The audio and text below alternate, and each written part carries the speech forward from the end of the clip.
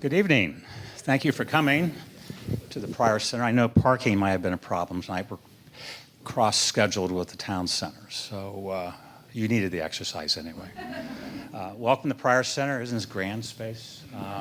You can thank the Tyson family for their generosity, and welcome to Pryor Center Presents. This is our fourth Pryor Center Presents, and by the way, I'm Bill Schwab. I handle the front of the house, and I'm integrating the Pryor Center into the new home, Fulbright College of Arts and Sciences. I handle the education, research, and outreach. Our fourth talk will be on November 8th. It'll be by Bob Cochran, who's in the back there, and the title is Kent Bonner Resurrects Thoreau in the Ozarks, and it's about this remarkable book. Naturalist Edwin Smith mapped the flora of Arkansas, and Kent Bonner followed him and drew the art in the notebook. So Kent Bonner will be here. We'll have interviews that have been taped by the staff at the Pryor Center. So and Bob's an incredible speaker. I think you'll enjoy that evening. There are two parts to the Pryor Center. This is the front of the house, which I'm responsible for. Randy Dixon is the director of the back of the house. We have 6 editing booths you see on your left. We have a studio in the old vault. We have a control room, and then we have staff offices. Scott Lunsford leads our efforts to doing long format interviews with some of the most important cultural, social, and political leaders in the state of Arkansas, and there's a sampling. If you want to know more about Pryor Center, simply type Pryor Center into your search engine. We'll pop up. Go take a look at Arkansas Memories, which Scott has been doing for the last 20 years. We have the KATV Channel 7 news archives that span the late 1950s through the early 2000s. And we are in the process of digitizing the film. That will be up, Randy, late fall, early winter, the film? Within the next couple of months. Next couple of months. It's searchable, so if you want to look up what happened on your grandmother's birthday in 1961, you'll be able to do it. We have 26,000 hours of tapes that are going to be digitized next, and those will be searchable. So this is an incredible asset that has been a gift to the Pryor Center. That's getting heavy. Janine's talk this evening is being live streamed, and the video will be available on our website tomorrow sometimes. We'll integrate the slides into her talk. So if you want to pass it on to friends or to grandchildren and children, please go ahead. We would love your feedback. There's a little pencil and a survey. If you would, we're new at this, we're learning. We could really use your help to make the Pryor Center Presents program better over the years. If you'd like an announcement on what's coming up, we're going to have a newsletter starting in January. We'll send you an email. If you'll share your email, we'll see that you get an announcement of our events in the spring. We're having a CNN international reporter. We have someone launching a book. I'm hoping to get a UA faculty member who gave a talk at the Clinton School on pythons. By the way, they're coming north out of Florida. So during his talk, we'll be selling machetes with the Pryor Center logo on it. A few years ago, Janine and I had classes back to back in Giffords Auditorium. And all I said to myself was, thank God I don't have to teach her same students, because I would stand in the back waiting to go in, and all I'd say would be, wow, she's a remarkable teacher. She's a remarkable speaker. She's been frequently recognized for her teaching, and in 2016, her excellence in teaching was recognized by the University of Arkansas Alumni Association with her Baum Teaching Award. Her portrait is still in the Arkansas Union right as you walk into the food court, so you can make a pilgrimage over there and take a look at Janine. We get it up there for another month or so? It's been up there for 2 years, so I think they forgot it's hanging there. Right, so go visit Janine after and go visit her picture or portrait at the Union. Janine is a professor of political science at the University of Arkansas, and has directed the Diane D. Blair Center of Southern Politics and Society, as well as the annual Arkansas poll since their inception in 1999. She teaches courses in introductory through the graduate level, including American National Government, Politics on Film, Arkansas Politics, and Gender in Politics. She is the author of 2 books and dozens of articles and chapters in subjects relating to state politics, public opinion, and gender in politics. You may hear her on radio and TV. She is a frequent contributor to NPR, CNN, the BBC, and the New York Times and other outlets. So please welcome Janine Parry.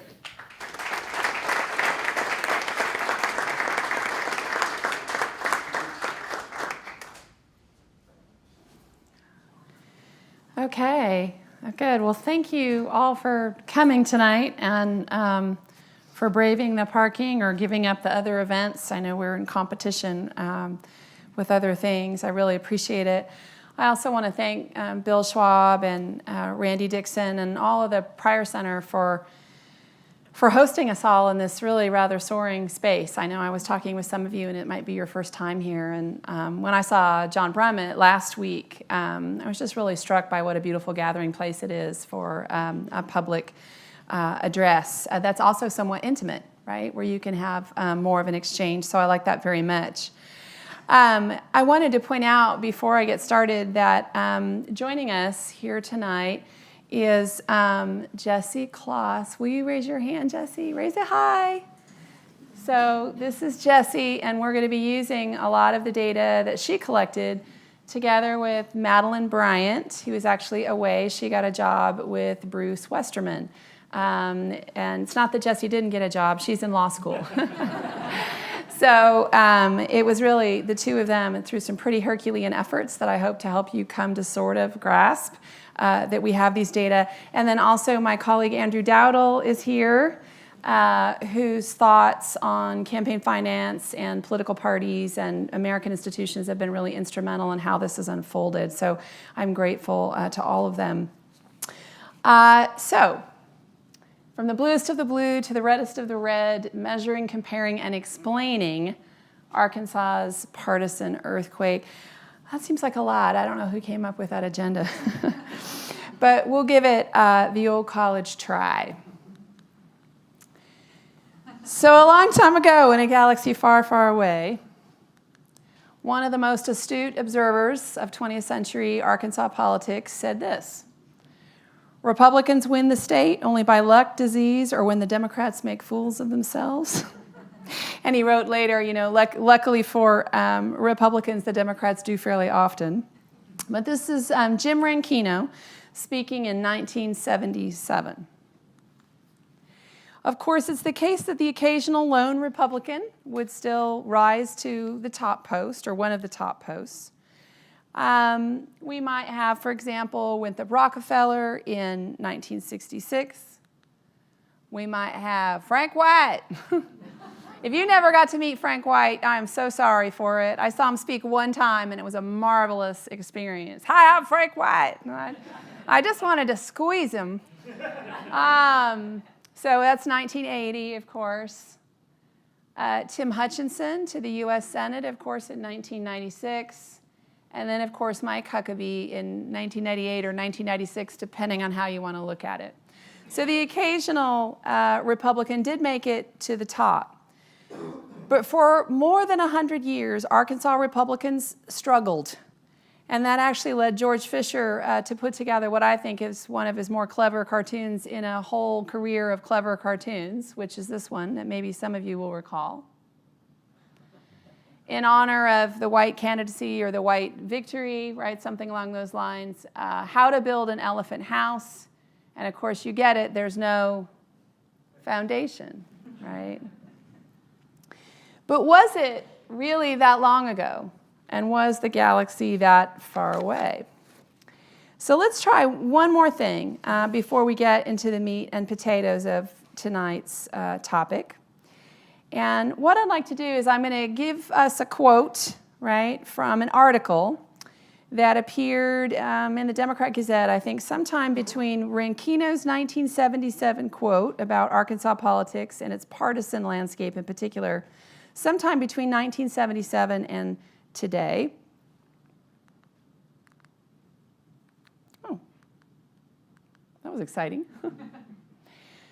No Republicans filed this year to run for any of the 27 of 35 Senate seats now under Democratic control. So just process that. You can't win if you don't play, right? There was no backbench.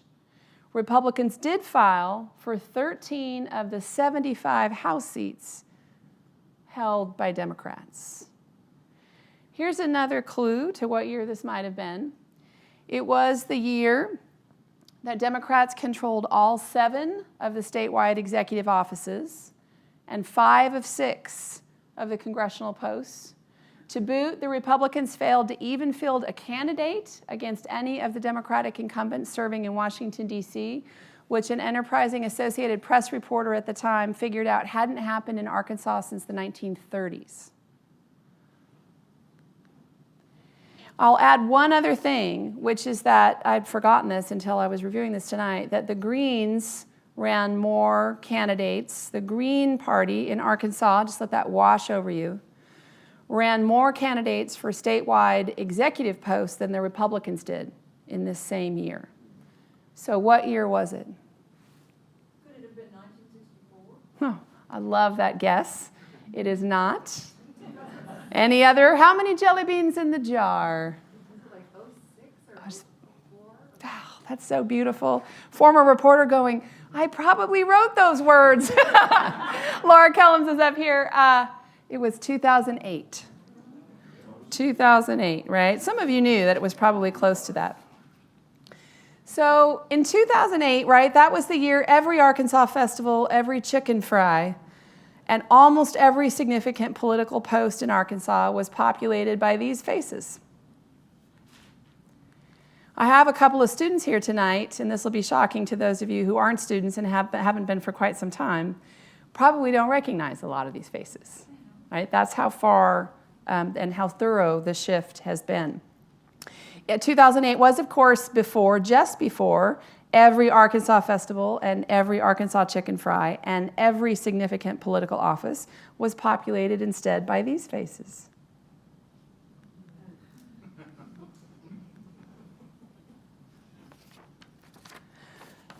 So, to be more specific, the Republicans in 2008, by just a couple of metrics, looked like this in Arkansas.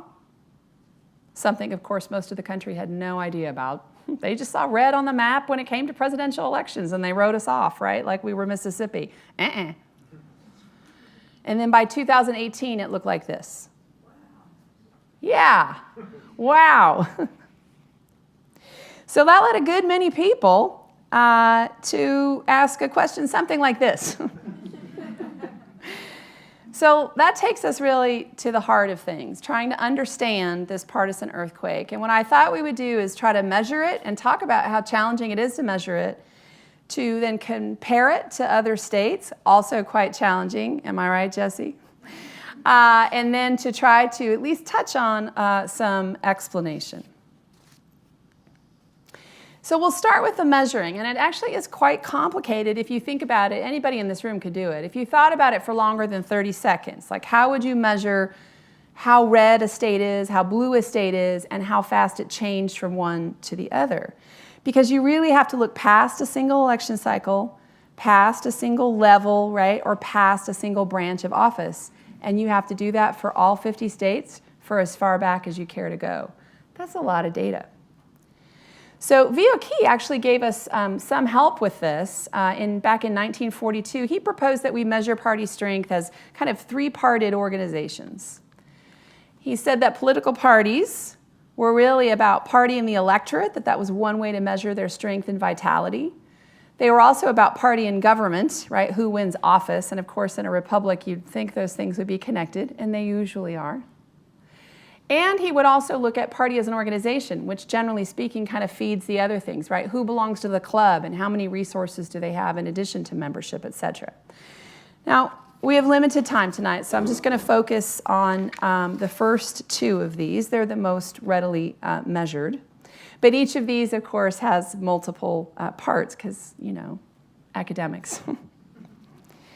So let's start with party and the electorate. One way of looking at that. Party and electorate, again, is what we look like, right? What's happening with us and what the health of the parties is out in the population. Well, one way of measuring that or operationalizing it is what we would say is, well, what do we say we are, right? When I call you on the phone, as I am currently doing, or rather people I've hired are currently doing, please pick up, please pick up, please pick up, right? What do we say we are? So when I call, somebody calls and says, generally speaking, do you consider yourself a Republican, a Democrat, an independent, or what? What is it that people say, right? What's their brand? How do they generally identify? Michigan's been asking this question this way for a very long time, so most of us use it, and it has some utility. Well, various people have done that in Arkansas over time. I've been doing it for 20 years. Others are currently doing it, and then many did it before me, which is wonderful. And this is what it looks like. And I realize I chose for my PowerPoint perhaps not the ideal color scheme, not the most obvious, but let me just give you a minute with it. The red diamonds are the Democrats. They're also the ones that start at the top. So if you're looking down at the 1960s, we're basically going from 1962 to today. It's the Democrats, right? About 2/3 of Arkansans identified as Democrats with that kind of generic identification question. No surprise to those of you who lived here during that time. If you look at the squares, right, this darker maroon line that starts at the very bottom, you'll find the Republicans, and you'll see that they've been making an ever so steady increase, although perhaps not to the degree you would expect, given the overwhelming monopoly on political power I just showed you. And then this kind of greenish line, right, are the independents. I'm just realizing that the Democrats are diamonds and the Republicans are squares. Sometimes I accidentally amuse myself. There's a pointer on the... Oh, is it the green one? Yeah, there you go. Ooh. Are there any kittens? So in any case, the independents, you'll notice, as Diane Blair pointed out many years ago, the independents have long been the second party in Arkansas. And we were split ticket voting before split ticket voting was cool, et cetera. And what you can see, right, is they're pretty steady. They're significant, right? And they continue to be very significant in the Arkansas electorate by this one measure. So we should probably look at the independents, right? Because they're making or breaking statewide elections. So let's do that. There's almost always a follow-up question when people are polling, including the Arkansas poll. And we ask, no, really. So we say this just for that third or so who say they're independent, maybe 38, 40%. It can be as high as that. And we say, but do you lean, right? Do you lean toward the Democrats? Do you lean toward the Republicans? Are you genuinely independent? We're friends now. You can tell me.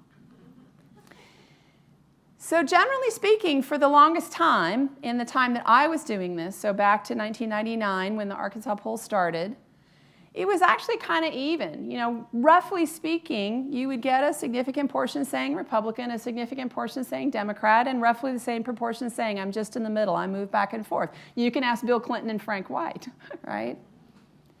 But then something happens in 2008, and those independents do what? Right? They take that hard right turn. Some of you, however, are also watching this. So let's see. So there are those Republicans, right? So the Republican leaners again, and here are the Democratic leaners, right? But here they are coming up, and then here are these just independents. So I want you to hang on to that idea. Another way to measure a party in the electorate is, of course, to look at who we cast our votes for, right? Not what do you say you are, but who do you cast your votes for? And in Arkansas, as in most places in the United States, that's kind of relevant because we don't always vote for who we identify with as a generic piece. And again, you can ask Mike Huckabee or Mike Beebe. So this is, again, a little bit something to digest, but we're just looking at the percent Democratic vote. We're going back to the 1970s. The votes for president, right, you can see start high and end low, and it dips earlier than others. So you can see this red line, right? These are our presidential votes. It goes just above the 50% line again for 2 elections for whom? Right, for Bill Clinton, native Arkansan, took a little bump there. You can also see the gubernatorial votes, and that bounces around, excuse me, a little bit more. And then you can see the U.S. Senate votes, where we get one peak there, which I think is kind of an interesting one too. One of those is when the namesake, right, of this particular organization didn't have an opponent, right, and rather than sitting it out, he got like 99% of the votes.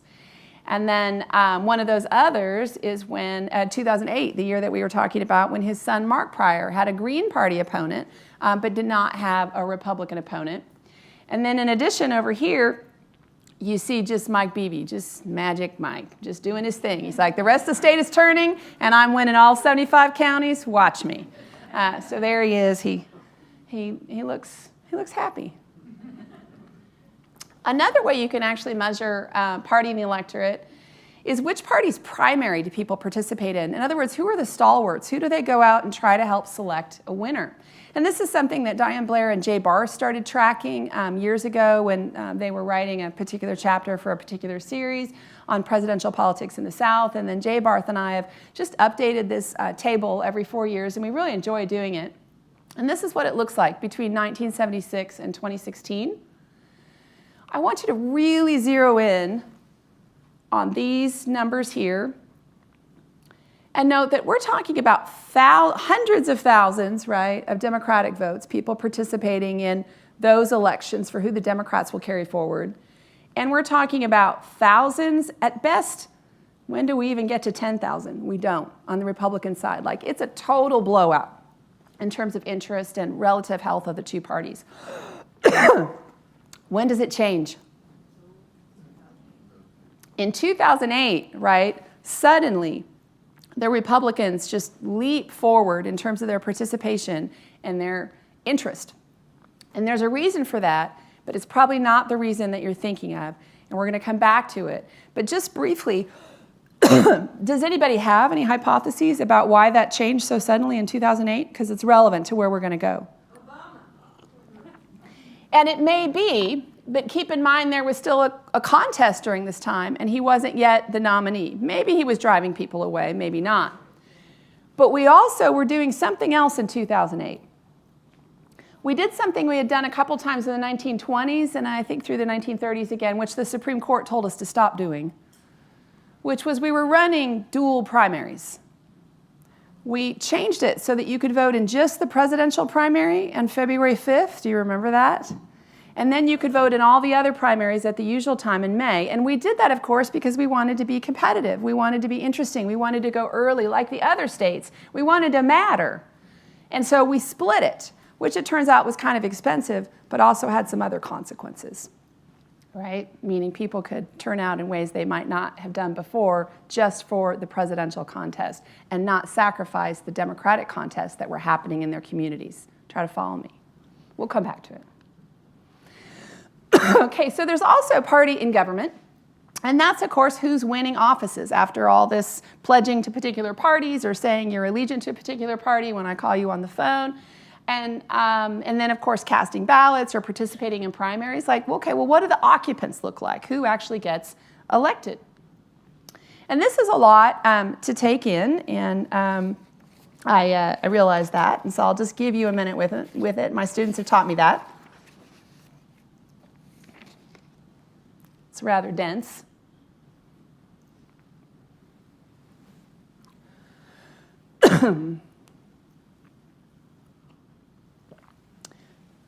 Hopefully you're piecing together that, again, we're going back to 1968, which a lot of people would call, right, sort of the beginning of the modern era in Arkansas politics and perhaps in American politics.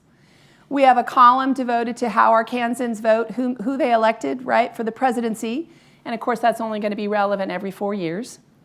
We have a column devoted to the governorship, and at least after the 1980s, when we went from 2-year terms for governors to 4-year terms for governors, that's only going to be relevant every 4 years. So that's why you get some, not applicable.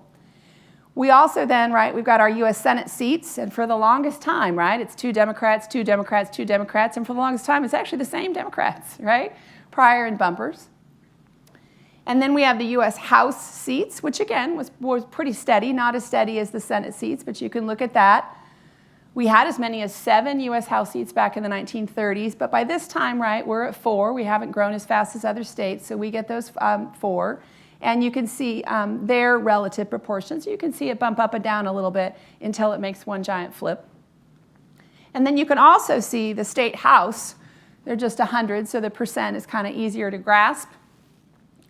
Less than 5, right? Literally a handful of people, the proverbial phone booth, right, for a meeting of the caucus members. And then growth, growth, growth, majorities. Kapow. I want to point out just a couple of things here, however. One is this change from 14% to 24%, literally overnight, right? Literally with one election outcome. Does anybody remember what happened there that would have driven that to take effect in 1998? Yes, thank you so much, right? Was that Richard Hudson? Oh, very nice. Fantastic. That makes sense. Yes, so term limits are taking effect in the House for the first time.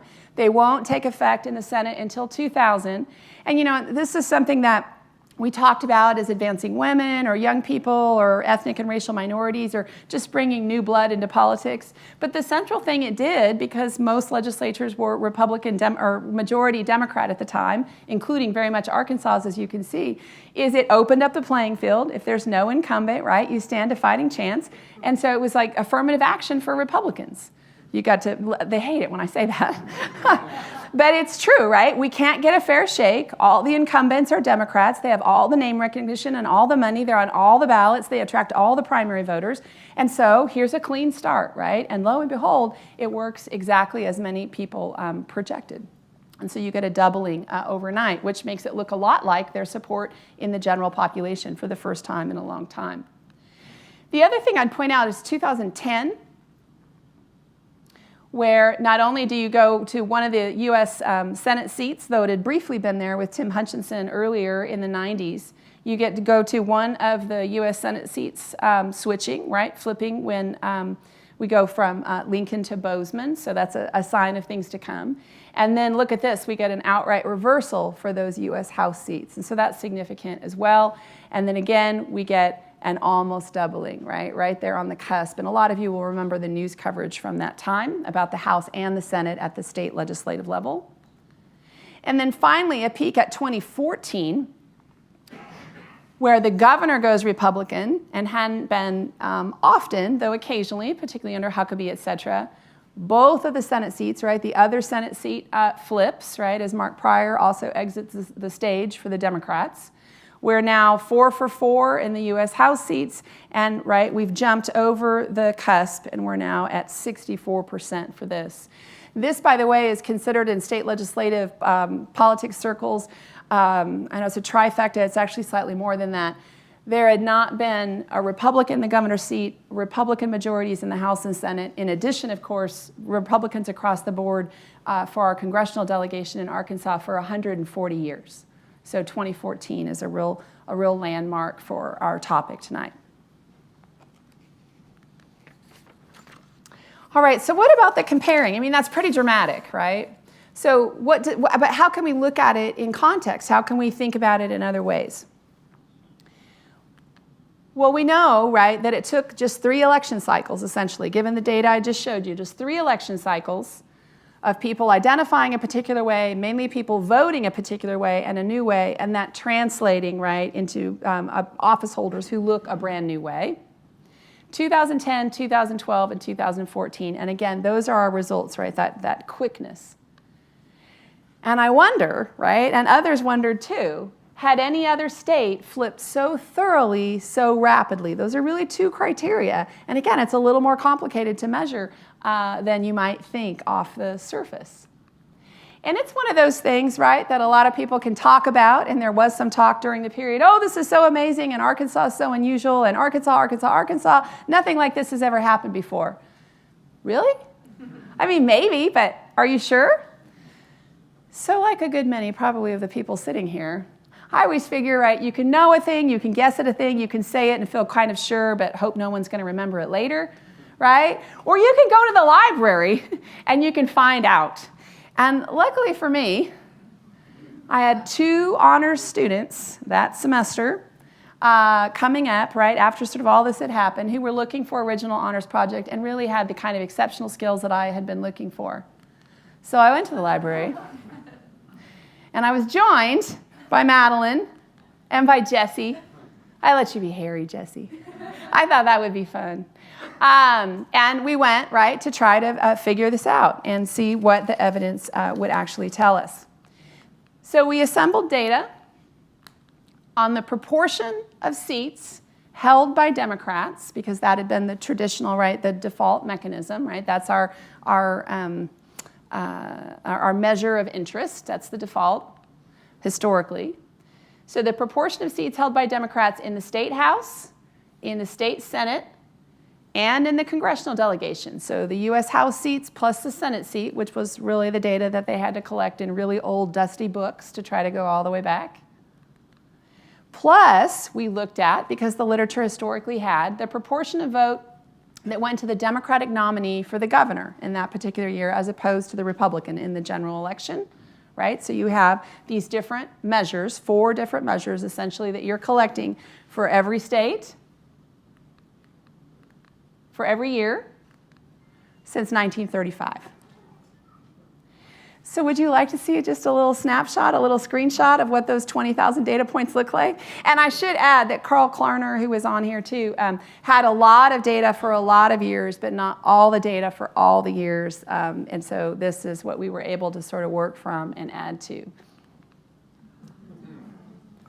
And that's just Arkansas, right? So you would have, right, these 80 years of data, a row, right, for every state, and then you would go across the columns, and you can see that they were also calculating averages, right, across the 4, an index essentially across the 4 measures for each year to try to get that kind of idea. Whoops. So what we ended up doing with this, by the way, is essentially a score of 1.0. I almost said a perfect score, and I didn't really mean that. A score of 1.0 on the index that a state gets for a given year means that it was Democratic across the board, right? So it would mean that just about everybody voted for the Democrat for governor, and it was 100% in the state House and 100% in the state Senate, and that all of the U.S. House seats that that state has and the U.S. Senate seats that that state has were Democrats. And then the closer you are to 0, right, if it's 0, it means that that state was perfectly Republican. And so then you can just, right, do these 50 rather simple but gorgeous, right, Jesse? Gorgeous line graphs, and you can do one for every state. I'm not going to show you every state because it would be super fun, but I'm just going to show you a handful of the things that we found. So there were quite a number of states, about half the states actually, that at least to this point, Andrew and Jesse and I have still been talking about this, that we've classified as realigners, right? Meaning they moved from one solidly to the other solidly. And they look a lot like this, right? They're really clean. A lot of times the change happens around the time that you think it might, sort of the Republican Southern strategy and some of the partisan realignment of the 1960s civil rights era that came up before. So Arizona is a classic case of that. California, of course, is a case moving in the other direction. It's often surprising to young people or even to less young people to learn or to remember, to recall that California used to be a thoroughly Republican state because it's so thoroughly Democratic now. So those are the realigners, and about half the states fall into that category.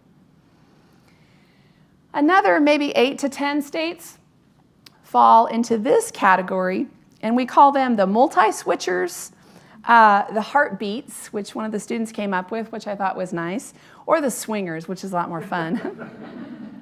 But these are the folks who are doing exactly as you see Colorado doing here. It is sometimes hard to tell if a heartbeat might actually be in the process of a realigner, of being a realigner, right? So you don't know. But at some point you have to call it and say this is what it was during this period. There's Illinois, right? I think that's so beautiful, so classic. Right there, hovering around the 0.5, moving along in that way, which I think is really fun. There are just a handful of states that we have come to call the stalwarts. In Maryland, we're Democrats. We've been Democrats. We're still Democrats, right?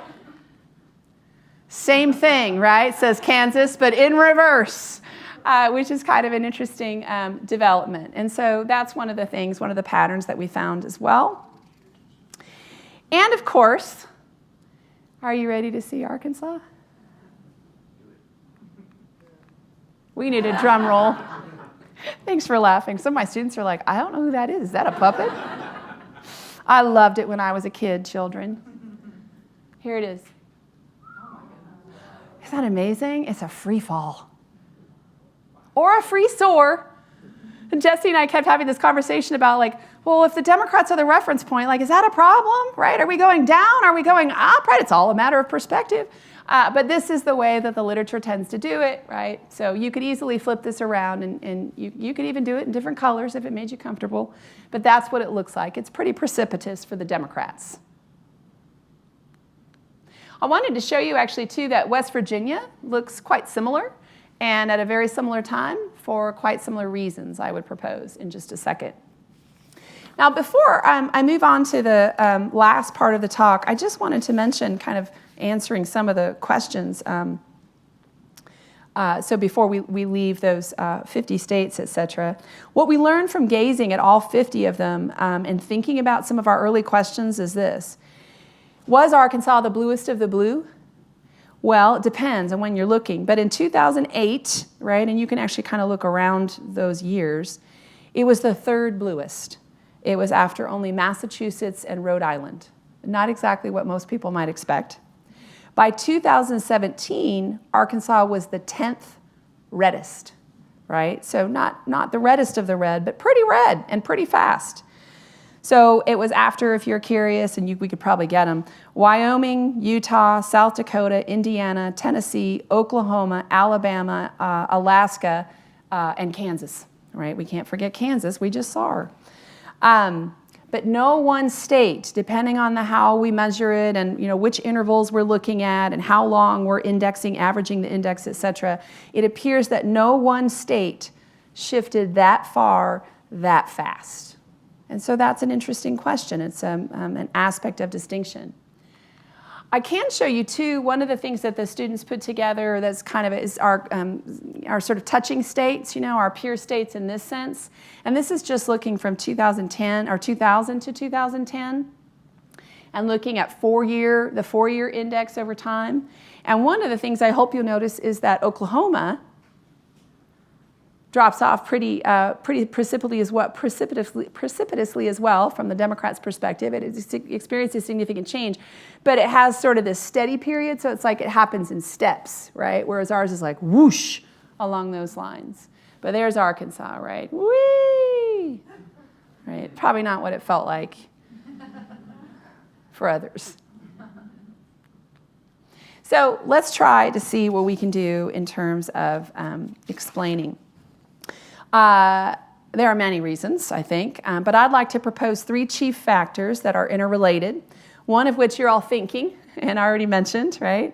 But 2 more of which I think are actually the drivers that made the scale and speed of this change possible. So see what you think. You remember that dual primary thing? How many of you have ever worked with a voter file? Maybe because you've been helping a candidate campaign and you used it to target voters. Has anybody looked at a voter file? In just an Excel spreadsheet, they're really fun. I think they're fun, but I should probably get a hobby. All right? When you're looking at these voter files, you can get a lot of information. But it's the case that when we separated the primaries in 2008, we made the presidential primary separate from all the other primaries. We made it okay for those Arkansas and other Southern, right? Presidential Republicans, top of the ticket Republicans, the ones who'd been voting for Reagan and mainly Frank White, but for Democrats all the way down the line for everything else, the ones who'd been doing that for decades on and off again, we made it okay for them to show up for the Republican presidential contest, but not sacrifice their votes, their participation in all of their community contests, all their county level races and all their state legislative races. They didn't have to give that up in order to help the Republicans pick a winner. That meant essentially we ended up with 2 data sets, or at least an extra column in the data set, that gave us the names and addresses of all the people who were kind of interested in voting Republican, even when they didn't usually do it. In other words, the Democrats who decided that an early primary would be very exciting for Arkansas essentially handed, right? It tells you which one. They handed the Republican Party a bat and said, please hit me with it, right? Here's a mailing list of all the people who are likely to give you money and vote for candidates in the future. I don't know that it was used that way, but it's totally what I would have done if I were active in the Republican Party at that time. Barack Obama, right? We know that this guy was less popular in Arkansas than he was nationwide consistently, whether you were looking at proportion of the vote relative to the rest of the nation or approval ratings. He was pretty consistently, by our clock, 15 to 20 points behind the national average. Whether, as Jay Barr says, it was because he was urbane, or as Jay and I have written, he just wasn't one of us, whether it's because he was African American and liberal. There's a lot of scholarship about the conflating of those two things for women and for African Americans and what people assume about their public policies on the face of that. Or whether it was his actual public policies, the Affordable Care Act and the way that that played out in the news. Whatever it was, he wasn't popular here and started that process of Arkansas Democrats not being able to say, yeah, but we're not those Democrats, right? Suddenly it was right there, and that brings us to the last piece. The details of this don't matter so much, but most of you are well aware that we've got a lot of money flowing at record levels down into elections where money really didn't flow before, as a consequence of sort of this revolution in campaign finance that we've seen really starting in the early 2000s and then picking up pace in 2010 with a couple of pivotal court cases, appellate and U.S. Supreme Court. What that allowed to happen in places like Arkansas was for, and I'll tell you why I got to thinking about this. I worked in 2002 with Jay Barr to study the U.S. Senate race here. It was the highest dollar Senate race that year in the country between Tim Hutchinson, who was trying to retain that seat as the first Republican since Reconstruction in Arkansas to be elected to the U.S. Senate, and Mark Pryor, who was trying to, wrestle it back for the Democrats. And we were supposed to be keeping track of all the spending, et cetera, that was happening. And when we would go around to the TV stations and we would interview different people, the national political actors complained all the time about how hard it was to do an ad buy in Arkansas. That it was hard to do an ad buy, meaning it was expensive to do an ad buy, and also that it was tedious to do an ad buy. Because can you just buy one in one media market in Arkansas and reach a lot of people? Do we have in Atlanta? We don't, right? I mean, you got Little Rock, and now at least you have sort of up here. But the reality is that most people will tell you, particularly during this time, that you had to make at least 7 different ad buys in at least 7 different markets in order to reach like 85% of likely voters. Right? You had to go to Springfield. You would a lot of times have to buy actually in Tulsa. You would have to go over to Memphis in order to reach people, et cetera. It was expensive and it was annoying as far as the national actors were concerned. Well, of course, that means that it changed the tone of our ads. In Arkansas, we were still running campaigns then by kissing babies and shaking hands and showing up at the festivals and reminding you that you went to school, right, with his mom and her dad and that kind of thing. And we were still doing that friends and family plan, which meant that those Arkansas Democrats were easily able to distinguish themselves from the national Democrats, frown, that you saw on television. But now the money's flowing, and we can plug and play any message for or against any candidate, and we can paint with a broad brush, and we can do it from the Secretary of State's office, which had always been a sleepy little contest, all the way down into state Senate primaries, which is exactly what we started to see in Arkansas in 2012, when Americans for Prosperity here in Northwest Arkansas went 5 for 5 in replacing moderate Republicans with more conservative Republicans, because they could do it. They could get all kinds of mailers, and I don't know if you remember, but I knew it was game over when I got a mailer for a state Senate seat race in Arkansas that had Barack Obama's picture on it.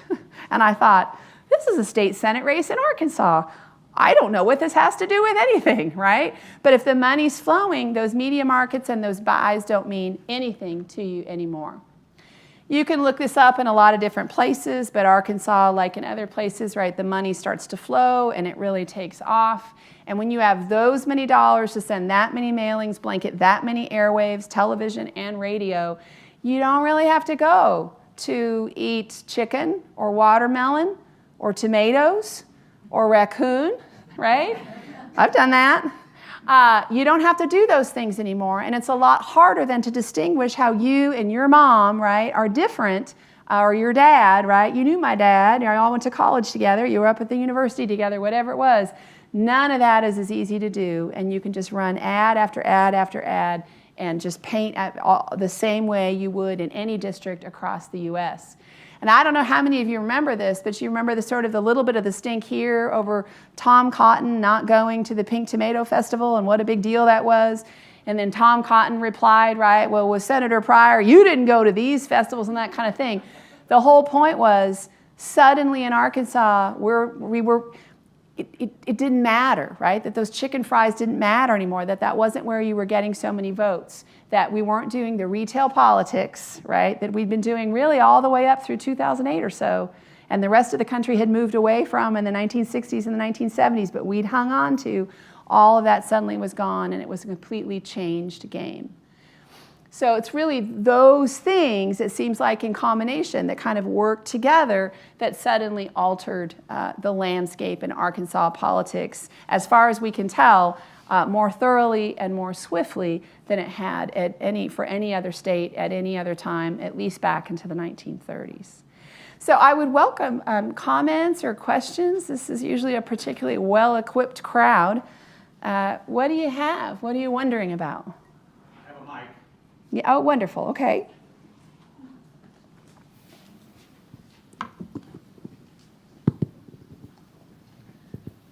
Where? Here. Oh, hi. I didn't hear anything about Lee Atwater's Southern strategy. Sure. And I always believed Southern strategy had a hell of a lot to do with changing Arkansas. Yes. I mean, if you think Southern strategy from the 1960s and the way it worked in our Southern sisters far earlier than it worked here, where you could look at those white suburban voters and kind of saber rattle over those civil rights pieces of legislation and what the world was going to look like and what you might have to give up or do differently. It was incredibly powerful with moving almost all of at least our deep Southern sisters, right? Those white suburban voters, they move over to the Republican column. They start at the presidential level like we did, but it moves right on down the line. In the case of Arkansas, and Diane Blair's actually written about this, I think really persuasively, we were not as affected by that, and maybe it just came later, like everything else to Arkansas. But we weren't as affected by that for several reasons. One is because of these media markets thing holding out, that we were still doing retail politics longer than folks in Georgia were, et cetera, longer than folks in North Carolina were. Another reason, and I'm sure you know this, is that we had a much smaller African-American population and not much of a plantation history compared to the states of the Deep South. And so that just didn't have as much pull here. It's not like it was a perfectly racially reconciled place by any stretch. But by scholarship going all the way back into the 1830s, it wasn't, there wasn't as much strife or as much conflict by most measures here over the race issue. So playing that card that the Southern strategy maximized wasn't going to work as well. And then, of course, the other thing Diane talks about in her 1995 article in the Arkansas Historical Quarterly, which is so lovely, is just about Arkansas's Big Three. So you kind of take the media markets and then you take the really masterful people at walking around and keeping that Democratic brand okay, because it's an Arkansas Democrat, not a national Democrat, and that leaves you with Bill Clinton, Dale Bumpers, and David Pryor still making it okay. Those are the main reasons that she talks about, that we didn't, maybe from her perspective, fall prey to the Southern strategy, that it took a lot longer for it to take effect here. Is that helpful? Okay, thank you. Mm-hmm. Hello. So you are in the unique position of having the opinion data too over the last 20 years. We don't see any precipitous change like that in the actual issue opinions that follow that, right? Yes, and I think that's something that's so interesting. We don't really see much change. There are some questions I ask every year. I ask about abortion regulation, stricter or less strict. I ask about gun regulation, stricter or less strict. I ask sometimes about immigration, or I was trying to think of some other ones. The extension of civil rights to gays and lesbians, whatever it is. And there's just not much change. They look the same, which is really interesting if you think about it. This is where you get into this tribes or polarization, that it's really about the group and not so much about the public opinion. But there is one thing that actually I'll credit Frank Lockwood at the Democrat Gazette with noticing. Sometimes I have so much data I can't see it all clearly. He noticed actually last year on the summary report that we did for the Arkansas poll, and we're releasing it this year on November 1st, so take a look at it. But he noticed, and I wish I'd made a slide for it now, that when you look at one of our questions, which we've asked for 20 years annually, generally speaking, how do you think of yourself in terms of ideology? Are you liberal? Are you conservative? Or are you a moderate? And for a long time, political scientists haven't put a ton of stock in that because we're not sure everybody really knows exactly what those mean. And also because they've been all flipped and wonky in some parts of the country, et cetera, particularly the South. But in Arkansas, as we've seen increasing polarization and clear signaling, right? It might be kind of ugly signaling or narrow signaling or broad brush signaling, right? Because of all this money in elections. It's clear signaling about this party's on the left and this party's on the right. And what we've seen is that it's always been 14 to 16% of Arkansans who are liberal. It's small, just like it is nationwide. It looks a lot there.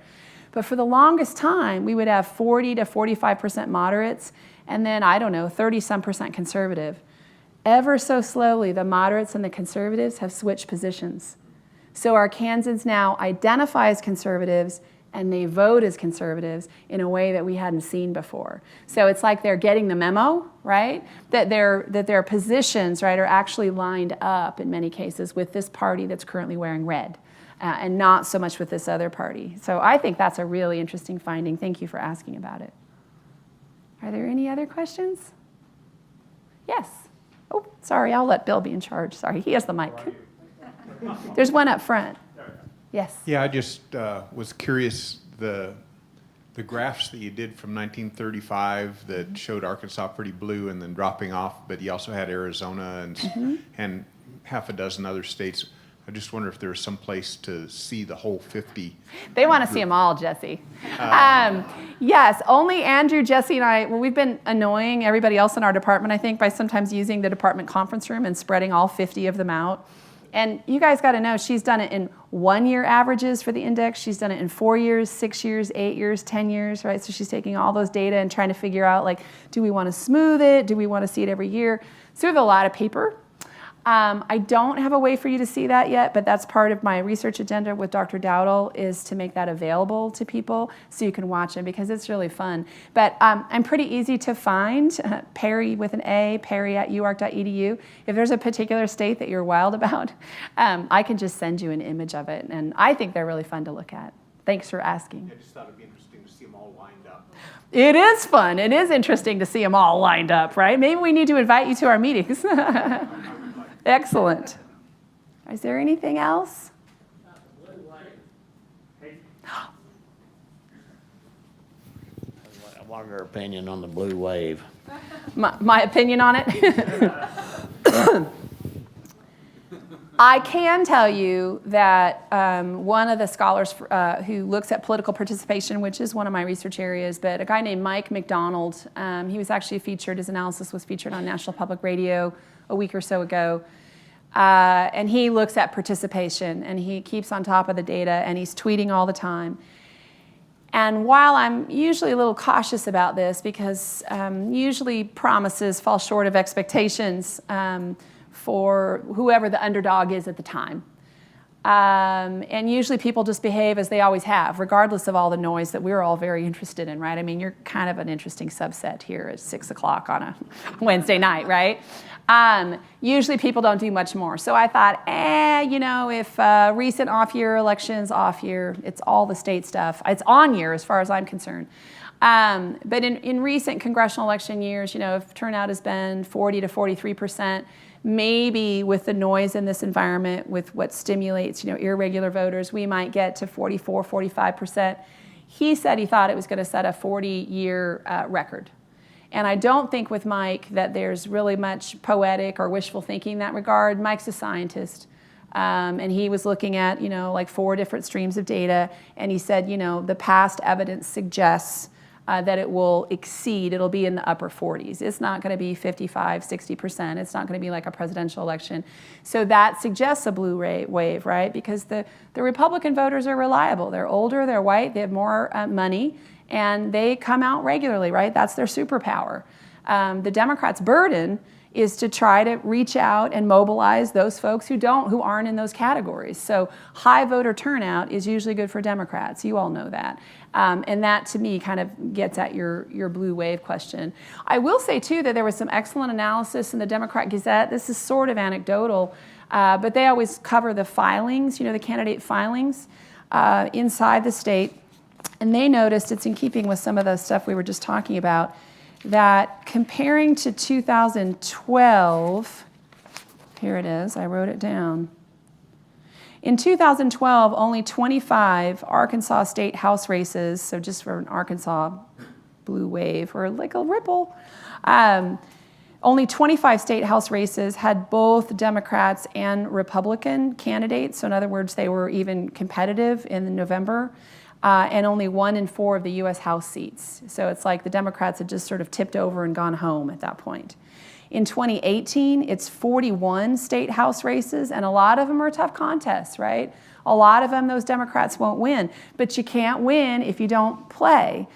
So a jump from 25 to 41 contests, and then, of course, all 4 of those U.S. House seats are competitive. That means you got more Democrats, because it's a Republican majority, more Democrats out there trying to energize their irregular, seldom voters who need a little more shaking of the bushes, right, in order to come out. So those are suggestive, right, of something moving in the direction we've been hearing about. Last question. Mm-hmm. I just wanted to ask Janine if you have done any research into age demographics, such as the older voter. Sure. Particularly with the Social Security, Medicare, Medicaid. You mean in terms of their partisan identification, or I do sometimes break down approval ratings and party identification by age groups.